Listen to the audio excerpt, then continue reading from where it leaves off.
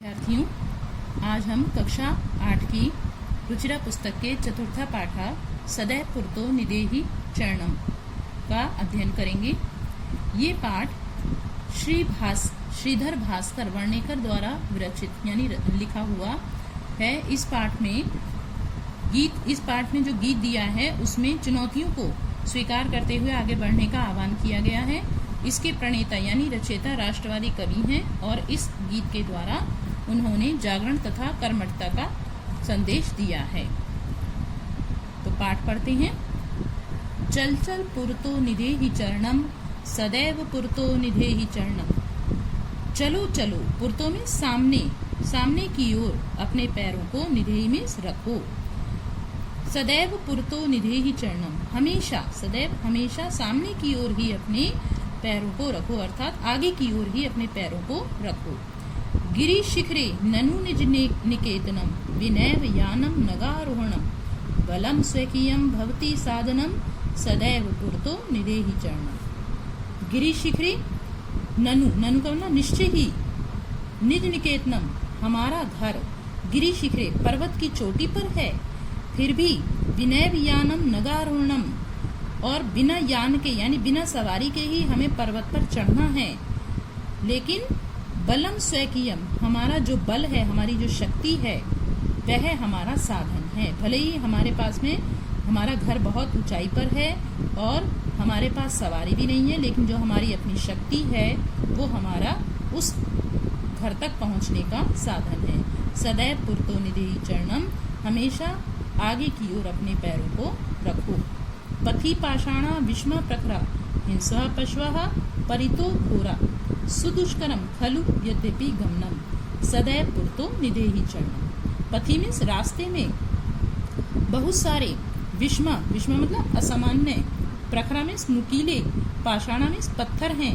रास्ते में बहुत सारे असामान्य नुकीले पत्थर हैं और हिंसक पशु भी चारों ओर से भयानक, घोरा में भयानक हिंसक पशु भी चारों ओर से घेरे हुए हैं।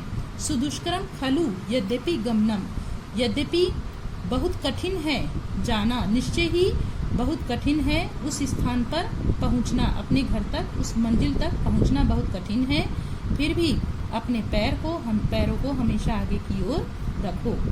जही ही भीतिम भज भज शक्तिम, और क्या बता रहे हैं कि भीतिम में डर को, जही ही में छोड़ दो, भज भज शक्तिम और शक्ति को याद रखो या भजो। विधेहि राष्ट्रे तथा अनुरक्तिम, और राष्ट्र में वैसे ही अनुरक्ति में प्रेम रखो, अपने राष्ट्र से प्रेम करो। कुरु कुरु सततम ध्येय स्मरणम, और सततम में लगातार अपने उद्देश्य को याद करो, जो आपका लक्ष्य है उसे लगातार याद करो। और सदैव पुरतो निधेहि चरणम, हमेशा आगे की ओर पैरों को रखो, अर्थात आगे की ओर बढ़ो। अब इसके शब्दार्थ देखते हैं। पुरतो, पुरतः, यहाँ पे शब्द है पुरतः, आगे, इसका मतलब होता है आगे। निधेहि रखो, गिरि शिखरे पर्वत की चोटी पर, निज निकेतनम अपना निवास, विनय बिना धन, एव यहाँ पे वृद्धि संधि हुई है, आ और ए मिलके आई हो गया है, तो बिना ही, नगा आरोहणम, नग धन आरोहणम, आ और आ मिलके दीर्घा हो गया है, दीर्घ संधि हो गई है, पर्वत पर चढ़ना।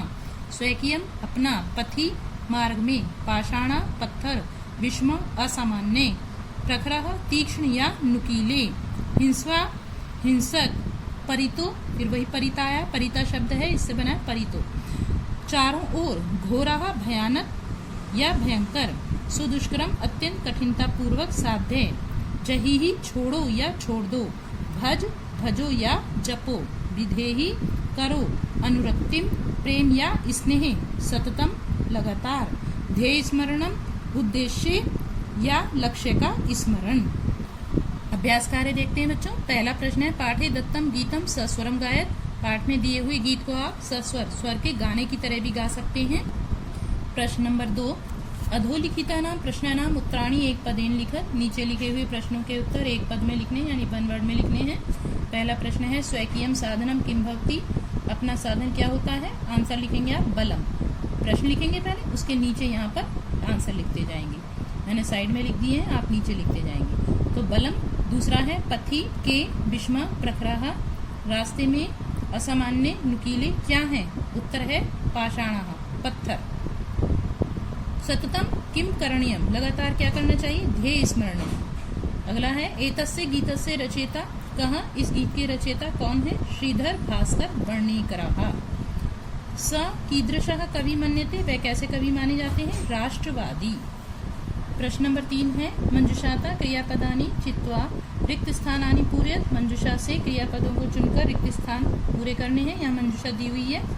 अब पहला है आपको त्वम पुरतः चरणम निदेहि, ये डन है आपको। अगला लिखेंगे त्वम विद्यालयम चल, यहाँ मैंने नंबर भी डाल दिए हैं और भर भी दिए हैं यहाँ पर रिक्त स्थान। तो देखते चलते हैं। राष्ट्रे अनुरक्तिम विधेहि, राष्ट्र में अनुरक्ति रखो, प्रेम रखो। मह्यम जलम देहि, मुझे जल दो। मूढ़ा जहिहि धनागम तृष्णाम, मूर्खों को धन आए, जो धन की तृष्णा है उसे छोड़ देना चाहिए। गोविंदम भज, ईश्वर को भजो। सततम ध्येय स्मरणम, लगातार अपने लक्ष्य को याद करो। प्रश्न नंबर 4 अ उचित कथनानाम समक्षम आम, अनुचित कथनानाम समक्षम न इति लिखत, जो सही कथन है उसके आगे आम लिखना है, जो अनुचित गलत कथन है उसके सामने न लिखना है। पहला आपको डन है इसमें पुरता चरणम निदेहि, आगे की ओर पैरों को रखो, सही बात है, आम। फिर लिखेंगे अगला है निज निकेतनम गिरि शिखरे अस्ति, हमारा घर गिरि शिखरी यानी कि पर्वत की चोटी पर है, हाँ ये भी सही है, तो आम लिखेंगे। स्वकीयम बलम बाधकम भवति, अपना बल बाधक होता है, नहीं ये गलत है, तो यहाँ पे न लिखेंगे। पथि हिंस्वा पशुआः न संति, रास्ते में हिंसक पशु नहीं है, ये भी गलत है, हिंसक पशु हैं मार्ग में, तो यहाँ ना लिखेंगे। गमनम सुकरम अस्ति, जाना आसान है, नहीं ये भी गलत है, तो यहाँ ना लिखेंगे। सदैव अग्रे एव चलनीयम, हमेशा आगे ही चलना चाहिए, ये सही है, तो यहाँ पे आम लिखेंगे। अगला है वाक्य रचनया अर्थ भेदम स्पष्टीकुरुत, वाक्य रचना से अर्थ का भेद यानी अंतर स्पष्ट करना है। तो इसका आंसर है पहला है परिता, यहाँ लिखा हुआ है आपको परिता और पुरता, दो शब्द दिए हुए हैं आपको, इनको अंतर भी बताना है इनमें और इनका वाक्य प्रयोग भी करना है। तो परिता का मतलब होता है चारों ओर, तो परिता को लेकर हम वाक्य प्रयोग करेंगे। ग्रामम परिता जनः वसंती, गांव के परिता चारों ओर लोग रहते हैं। इसको जहाँ वाक्य प्रयोग कर रहे हैं उसको हम अंडरलाइन करते जाएंगे। पुरतः, पुरता का मतलब होता है आगे या सामने, तो सीतायाः पुरतः रामः चलति, सीता के आगे या सामने राम चलते हैं। नगाः, नगा का मतलब होता है पर्वत। हिमाः संसारे प्रसिद्धाः नगाः, नगा मतलब पर्वत है। नागाः, नागा का मतलब होता है सर्प या सांप। शेष नागाः, तो नागा को हम अंडरलाइन कर देंगे, जो वाक्य प्रयोग करते हैं उस शब्द को अंडरलाइन कर देते हैं। शेष नागाः सर्वोच्चाः भवति। आरोहणम, आरोहणम का मतलब होता है चढ़ना, पर्वतस्य आरोहणम। सुखदम भवति, पर्वत का चढ़ना सुख देने वाला होता है। अवरोहणम यानी उतरना, उसका अपोजिट है विलोम है, तो पर्वतस्य अवरोहणम रोमांचकम भवति, पर्वत से उतरना रोमांचक होता है। विषमा, विषमा का मतलब असमान।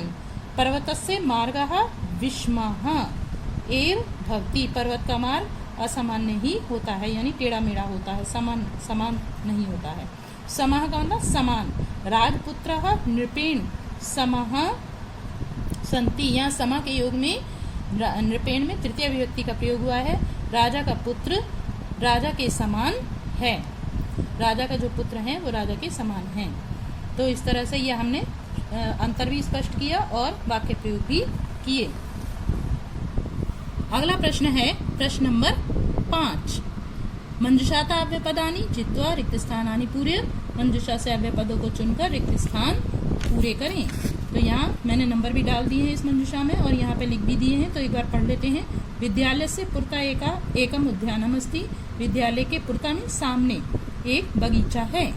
सत्यम एव जयते, सत्य की ही जय होती है। किम भवान स्नानम कृतवान खलु, खलु का मतलब निश्चय ही, क्या आपने स्नान किया।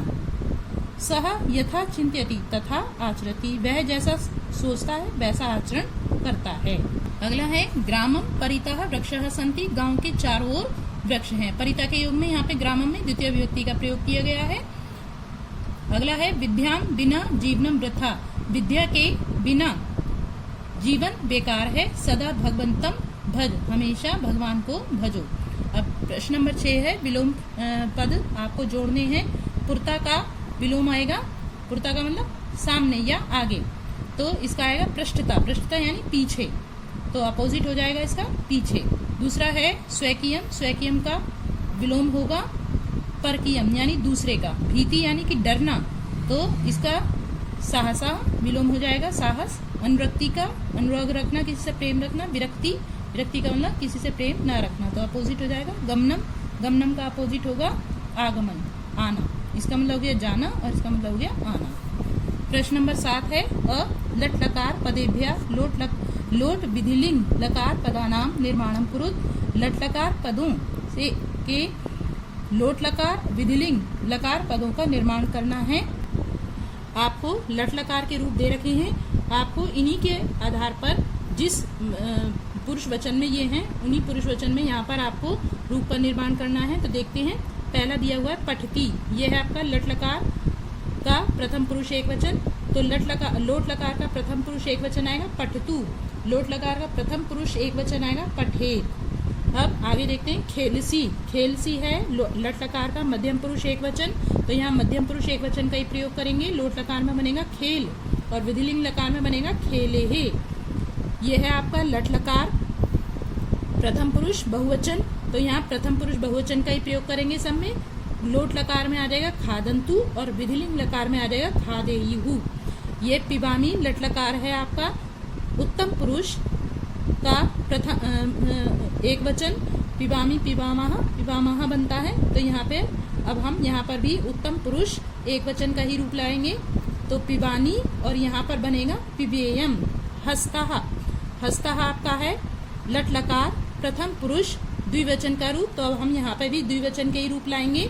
प्रथम पुरुष के लोट लकार में बनता है हस्ताम, जैसे हस्तु हस्ताम, तो और पठेत यहाँ पे बनेगा आपका विधिलिंग में हसेताम।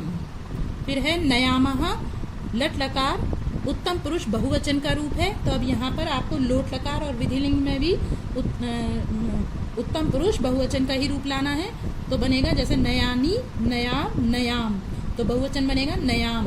और यहाँ पर विधिलिंग लकार में बनेगा आपका नयेयम नयेम नयेम, बहुवचन बनता है नयेम। अगला है अधोलिखित लिखितानि पदानि निर्देशानुसारम परिवर्तित, नीचे लिखे हुए पदों को निर्देश के अनुसार परिवर्तन करना है। जैसे उदाहरण दिया है गिरीश शिखर, इसका बनाना है सप्तमी विभक्ति एक वचन, तो दिया हुआ है गिरीश शिखरे। फिर है पथिन का सप्तमी एक वचन बनेगा पथी। राष्ट्र का बनेगा चतुर्थी एक वचन बनाना है आपको, तो बनेगा राष्ट्राय, जैसे बालकाय। पाषाण का सप्तमी एक वचन बनेगा पाषाणे। यान का द्वितीय बहुवचन में बनेगा यानानी, बहुवचन है ये, यहाँ पर बहुवचन पूछा गया है, एक वचन में बनता है यानम, यानम यानी यानानी। शक्ति प्रथमा एक वचन, इसका प्रथमा एक वचन बनेगा शक्ति ही, इकारांत रूप है। पशु, इसका सप्तमी बहुवचन बनेगा पशुषु। अब बच्चों ये पाठ आपका यहीं पूर्ण होता है। धन्यवाद। हाँ।